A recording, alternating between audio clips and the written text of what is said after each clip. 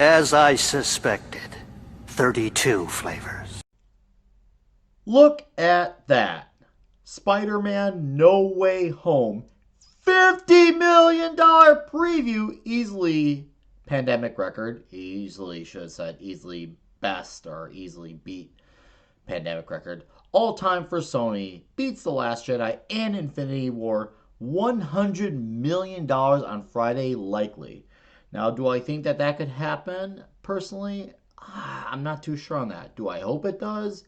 Yes, after seeing the movie and really enjoying it, yes, I hope it does, but we'll see. But did people turn up for this movie in droves? Oh, you damn right they did. They showed up and it was a beautiful sight to see.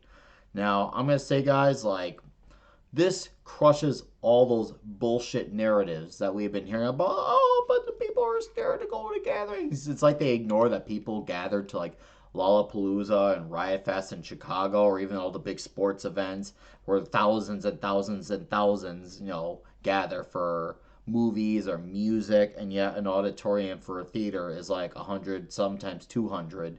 At least that's around Illinois here, and somehow thousands is all okay, but indoor auditorium is like a scary thing that none of that adds up. And then, you got the whole, well, what about them being less known characters? Well, Guardians of the Galaxy did better than most of the known characters, so who cares? Like, that was 95 million and still beat it. And now you got this movie comes in and crushes all those numbers, like, from this pandemic era, and showing that for the right thing, people will gather. So we'll start off reading this article. Who says people love to stay home and stream movies? Well, at one point you did, Deadline. Remember that Black Widow article? I ought to attach that little receipt on this video when I'm done. Proving that theatrical is still king, Sony Marvel Spider-Man No Way Home rang up a massive $50 million, the third best preview night ever, and the most money Sony has ever seen for a Thursday preview night. It easily buries a previous high we've seen during the pandemic, that being for Disney Marvel's Black Widow, 13.2 million. It also blows away Sony's previous Thursday preview high, which was for Spider-Man Homecoming, the first Tom Holland MCU Spider-Man, which minted 15.4 million in 2017. Among the all-time Thursday preview records, and granted that Spider-Man screenings start at 3 p.m. Oh, okay. The pick ranks behind 2019's Avengers Endgame, $60 million off 6 p.m. showtime starts, and 2015 Star Wars The Force Awakens, 57 million. Sources tell me that a $100 million opening day for the John Watts directed multiverse title is likely, and even if it falls short, that's still nothing to cry about because Spider Man No Way Home is the biggest movie we've seen in a long time. I wholeheartedly agree with that statement.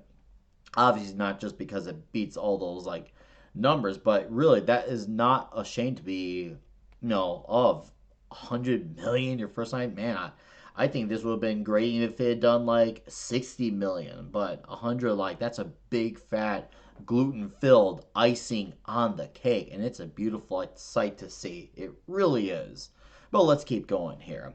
Avengers Endgame Thursday rep 38% of its 157.46 million opening day. Force Awakens preview night rep 48% of its 119.1 million Friday, while Last Jedi's 45 million Thursday represented 43% of its 104.7 million Friday.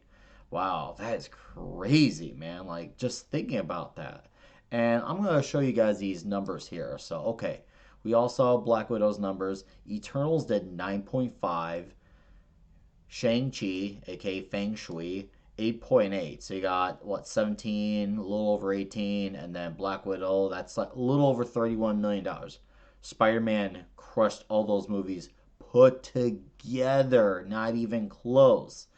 It shows you between that, a mixture of, no, the third movie in the Spider-Man home franchise and the fact that it was the next step in the MCU, and also the big cliffhanger from Far From Home, mixed with the worst kept secrets ever. In case you're watching this video and you're new to the channel, there are some characters who are big returns that a lot of people knew, especially in my theater. People saw the whole gospel, and sorry, not gospel, gossip, and you're like, oh hey, I hear this character is gonna be in it, and those people turned up in droves for those characters, and I saw it at many screenings, and friends from across the country and the world taking notice of what was going on. You add in the nostalgia, add in no like political marketing, Christmas movie as well.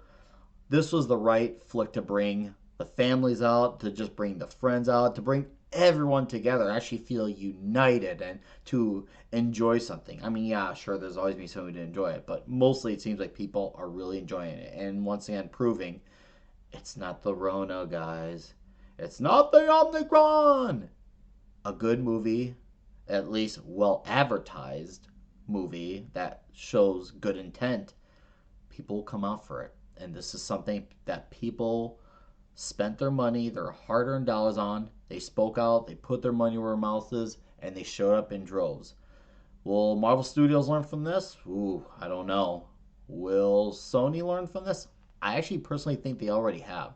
Look at Ghostbusters Afterlife, look at the Venom movies. Like, they're making money, and Sony clearly wants to make money. It's hard to say where Marvel Studios and Feige wants to go because they seem to want to have a whole art direction, and Sony has this, we want to make entertaining movies, at least do our best job of trying to entertain the audience. So, maybe in hindsight's always 2020. It was for the best that it was a Sony Marvel deal to have the two split neck and neck over Spider-Man. Maybe this was the best move because at the time I thought this was a bad idea, but maybe it's working out. What do you guys think? Why don't you guys let me know in the comments what you think? And I will see you all soon on Friday Night Comic Shop Talk. You all have a great day. Go see this movie. I strongly recommend it. And till we all do this again.